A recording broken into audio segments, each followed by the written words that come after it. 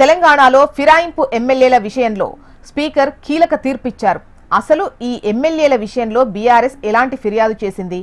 ఎమ్మెల్యేలపై వేటు పడుతుందని భావించిన బీఆర్ఎస్ స్పీకర్ తీర్పుతో ఎలాంటి వ్యూహాలతో అడుగులు వేయనుంది?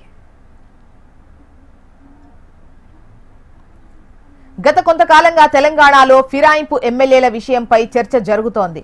గత సార్వత్రిక ఎన్నికల్లో బీఆర్ఎస్ లో గెలిచిన ఎమ్మెల్యేలు కాంగ్రెస్ పార్టీలోకి వెళ్లారని కొందరు బీఆర్ఎస్ ఎమ్మెల్యేలు స్పీకర్కు ఫిర్యాదు చేశారు.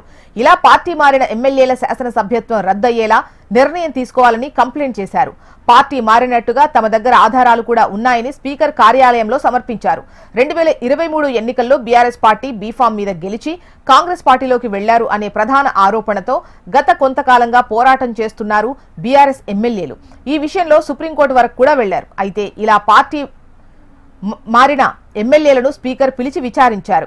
పార్టీ మారిన ఎమ్మెల్యేలతో పాటు వాళ్లపై ఫిర్యాదు చేసిన ఎమ్మెల్యేలు తరపు అడ్వకేట్లను కూడా పిలిచి విచారించారు. మొత్తం 10 మంది ఎమ్మెల్యేలకు సంబంధించి బీఆర్ఎస్ ఫిర్యాదు చేస్తే ఇప్పటి వరకు 8 మంది ఎమ్మెల్యేలపై విచారణ పూర్తయింది. ఇలా విచారణ పూర్తయిన ఎమ్మెల్యేల్లో 5గురికి సంబంధించి స్పీకర్ తన నిర్ణయాన్ని ప్రకటించారు. ఇవాళ అసెంబ్లీలోని స్పీకర్ కార్యాలయంలో ప్రత్యేకంగా ఏర్పాటు చేసిన సమావేశంలో తన తీర్పును ప్రకటించారు.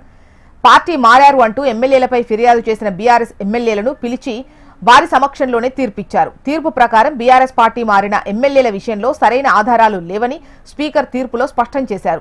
వాళ్లు తెలంగాణ శాసనసభలో సభ్యులుగా కొనసాగుతారని ఏకవ్యాఖ్య తీర్పు ఇచ్చారు స్పీకర్. అయితే స్పీకర్ ఇచ్చిన తీర్పును తప్పుపడుతున్నారు బీఆర్ఎస్ ఎమ్మెల్యేలు. ఈ తీర్పుపై తాము హైకోర్టుకు వెళతామంటున్నారు.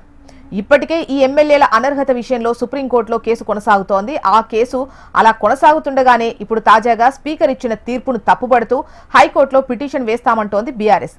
ఈ 10 మంది ఎమ్మెల్యేలు బీఆర్ఎస్ లో గెలిచి కాంగ్రెస్ పార్టీలోకి వెళ్లినట్టుగా తమ దగ్గర ఆధారాలున్నాయని, గత ఎంపీ ఎన్నికల్లో కాంగ్రెస్ తరపున ప్రచారం చేసినట్టుగా ఆధారాలున్నాయని కూడా చెబుతున్నారు బీఆర్ఎస్ ఎమ్మెల్యేలు. అసెంబ్లీ సాక్షిగా ప్రజాస్వామ్యాన్ని కాంగ్రెస్ ఖూనీ చేసిందన్నారు కేటీఆర్. రాహుల్ గాంధీకి రాజ్యాంగంపై ఏమాత్రం గౌరవం లేదన్నారు. ఉప ఎన్నికలకు భయపడే అనర్హత వేటు వేయడం లేదన్నారు.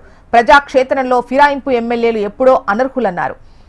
స్పీకర్ నిర్ణయం ప్రజాస్వామ్య స్ఫూర్తికి, రాజ్యాంగానికి విరుద్ధమన్నారు. రాహుల్ గాంధీ చెప్పే సేవ్ ది కాన్స్టిట్యూషన్ నినాదం తెలంగాణ అసెంబ్లీ స్పీకర్ ఇచ్చిన తీర్పుతో ఇవాళ పూర్తిగా బహిర్గతమైందన్నారు.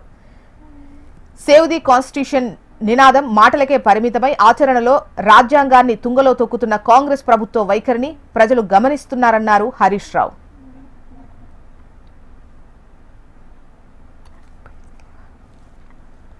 అయితే 5గురు ఎమ్మెల్యేలకు సంబంధించిన తీర్పు మాత్రమే వచ్చింది. ఇప్పటికే విచారణ పూర్తయిన మరో 3 ఎమ్మెల్యేల తీర్పు కూడా వచ్చిన తర్వాత బీఆర్ఎస్ పూర్తి స్థాయిలో తమ కార్యాచరణ ప్రకటిస్తామని చెబుతోంది.